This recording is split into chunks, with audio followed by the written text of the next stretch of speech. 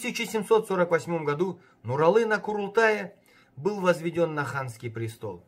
Запомните, именно казахский Курултай возвел Нуралы на престол младшего Жуза.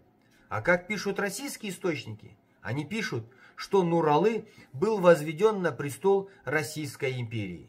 Извините, но Российская империя никогда за все время существования казахского ханства ни разу не возводила на престол ни одного казахского хана. Просто Российская империя, чтобы не терять связи с казахскими ханами, просто была вынуждена соглашаться с решением казахских Курултаев. Так же было с Нуралы. Избранного казахским Курултаем хана Нуралы Российская империя просто была вынуждена также признать. После этого аса, хотя ему и не позволили отомстить султану Бараку, Нуралы, получив благословение наиболее авторитетных казахских аксакалов, возводит большой мавзолей Абулхаир хану. Но и этот факт русские историки стараются причислить к доказательству зависимости Нуралы от России. Однако Нуралы не спрашивал у России разрешения возвести мавзолей своему отцу. Он и не должен был этого делать, так как возведение мавзолея отцу – это его сыновний долг. И у России Нуралы просил не разрешения возвести мавзолей, а спрашивал, какую помощь может оказать Россия в строительстве мавзолея хану Абулхаиру. И подменять понятие «просил помощи в строительстве» и спрашивал разрешения на строительство не стоит. А у казахских аксакалов Нуралы попросил разрешения на строительство мавзолея, потому что Абулхаира хотели забрать для захоронения в Туркестан. А Нуралы желал похоронить отца на родной земле младшего Жуза. Самое удивительное, что очень большое количество документов, имеющих отношение к периоду правления хана Нуралы и хранящиеся в русских архивах, до сих пор раскрываются слабо. Казахским историкам предоставляются на изучение только те документы, которые показывают Нуралы хана полностью зависимым от Российской империи человеком. Но и то в этих документах прослеживается самостоятельность Нуралы хана.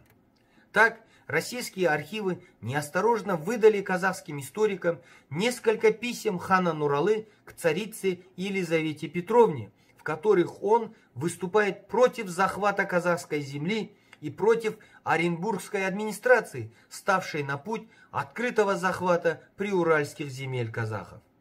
Также в этих письмах можно увидеть просьбу российских правителей к Нуралы хану с просьбой обеспечить безопасное продвижение русских торговых караванов по территории младшего Жуза. Взамен Нуралы обещают разрешить пользоваться пастбищами в междуречии Урала и Волги. Но тут непонятно, если уж Нуралы хан был полностью зависимым от России правителем и слепо выполнял все приказы царской администрации, то возникает вопрос, почему Нуралы хан в этих письмах открыто требует остановить захват казахских земель? Почему царская администрация обращается к хану Нуралы с просьбой, а не приказывает ему? И совсем уж непонятно, почему Нуралы хану, если он обеспечит защиту российским караванам, будут взамен даны пастбища на Волге и Урале. Разве правителю, который полностью находится под твоим контролем, нужно что-то взамен обещать? Нет, конечно. Во многих учебниках и исторических произведениях Нуралы показывают как правителя, который не внес никакого вклада в дело защиты родной земли. Но мало также кто знает, что Нуралы был прекрасным полководцем и храбрым батыром, как и его отец Абулхаир.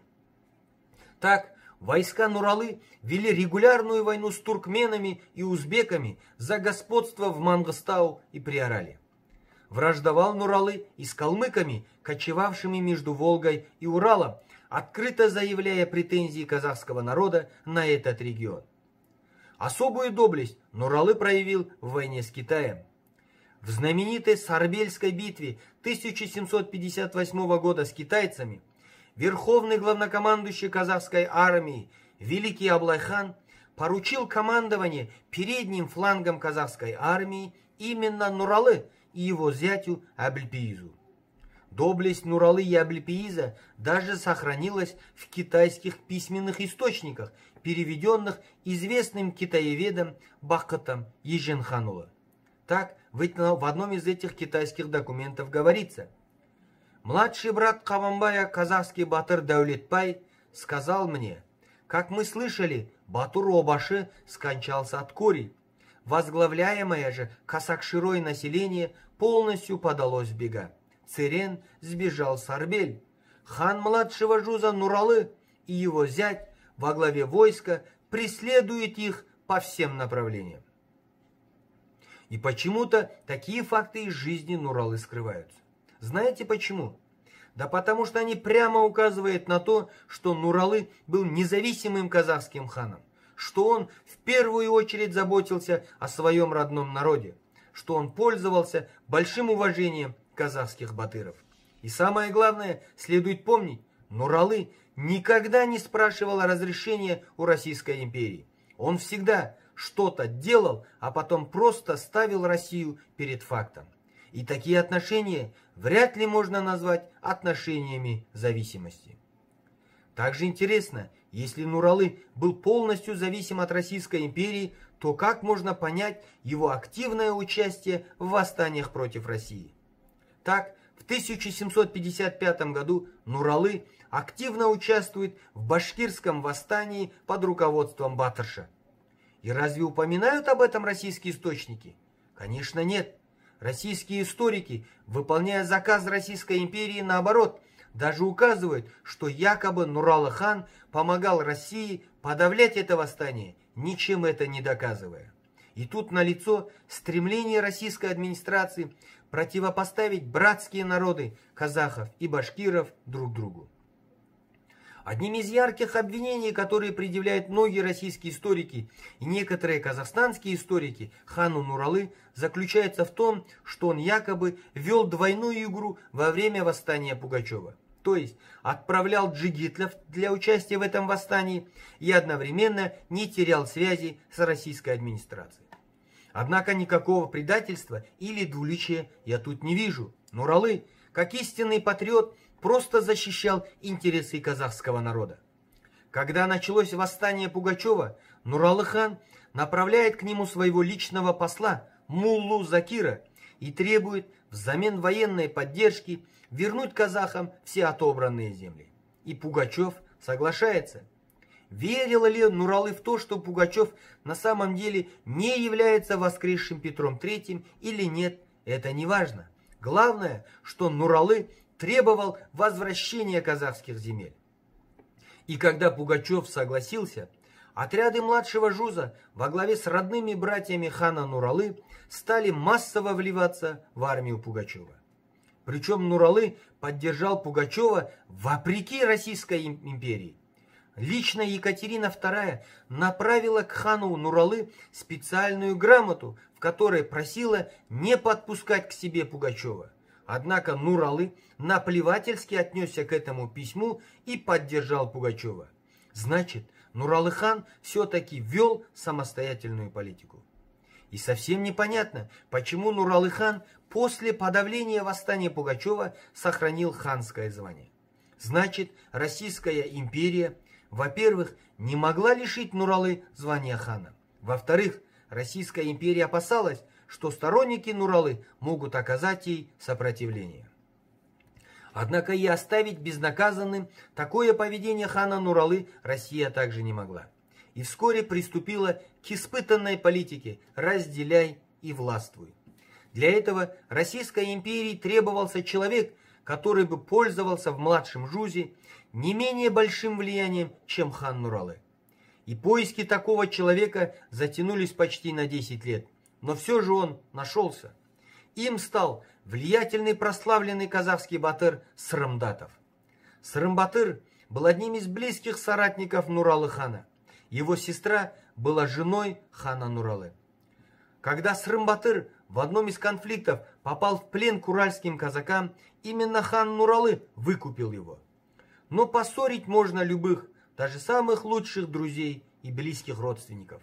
И пользуясь всеми правдами и неправдами, российская администрация через своих шпионов смогла убедить великого Срыма в том, что якобы хан Нуралы продался русским властям и предает интересы казахского народа. В итоге между Срым-Батыром, которого поддержали многие влиятельные правители младшего Жуза, и ханом Нуралы начинается конфликт. Вскоре конфликт перерастает в огромное восстание уже не только против хана Нуралы, но и российской колониальной политики в целом. Однако не следует думать, что против Нуралы выступали все знатные люди казахской степи. Да, многие поддержали Срым-Батыра, но были и те, кто остался на стороне Нуралы. Особенно много сторонников Нуралы было в Среднем Жузе. Так, Нуралы поддержали тогдашний хан Среднего Жуза, сын великого Аблайхана Уалихан и влиятельный Би, сын хана Самике Кудайменда. Однако Российской империи все же удалось расколоть казахскую знать, и теперь российская администрация могла отомстить хану Нуралы за его прежние деяния. В 1786 году Нуралы обманом был вызван в Уральск, где его подло арестовали и сразу же отправили в ссылку в город Уфа, где он внезапно умер в 1790 году. И тут возникает вопрос. Во многих исторических произведениях пишется, что Нуралы бежал под защиту российской власти от гнева своих подданных. Но если это действительно было так, то почему Российская империя не оказала Нуралы помощь и не вернула его на родину? Ведь именно такой слабый, не пользующийся авторитетом у своих подданных, ненавистный своему народу правитель и был нужен России. Однако Россия этого почему-то не сделала, наоборот. Нуралы был сослан подальше от казахской земли, а вскоре убит. Значит, не таким уж верным Российской империи ханом был Нуралы. Значит, не таким уж слабым правителем был Нуралы, раз его пришлось ссылать далеко от Казахстана и потом практически сразу же убить. Самое удивительное, что хотя Нуралы с 1786 года находился в ссылке, выборы нового хана младшего Жуза не проводились вплоть до его смерти. То есть, фактически, младший Жуз продолжал считать Нуралы своим ханом и тогда, когда он находился в ссылке. Вскоре понял свою ошибку и великий Срым, который в 1787 году потребовал вернуть Нуралы хана. И именно поэтому, я считаю, Нуралы и был убит. И именно просьба великого Срыма стала поводом для убийства Нуралы. Я считаю, что российская администрация прекрасно понимала, что если Нуралы вернется на родину и объединится со Срымом Датовым, остановить это восстание будет практически невозможно. Вот таким человеком был Нуралы хан. Да, он не обладал такими выдающимися качествами, как его отец Абул-Хаир. Тем не менее, Нуралы был неординарной фигурой в истории Казахстана.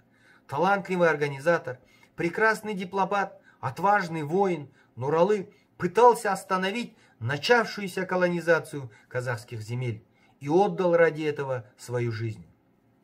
И мы, современные казахи, должны чтить светлую память великого хана Нуралы, который на протяжении 42 лет правил младшим и частью Среднего Жуза, практически являясь на тот момент сильнейшим казахским правителем. Светлое имя хана Нуралы должно занять почетное место в казахской истории, которое он заслужил благодаря своему вкладу в дело защиты родной земли и родного народа. Пишите комментарии, делитесь этим видеороликом, потому что казахи должны знать и уважать светлую память великого казахского хана Нуралы.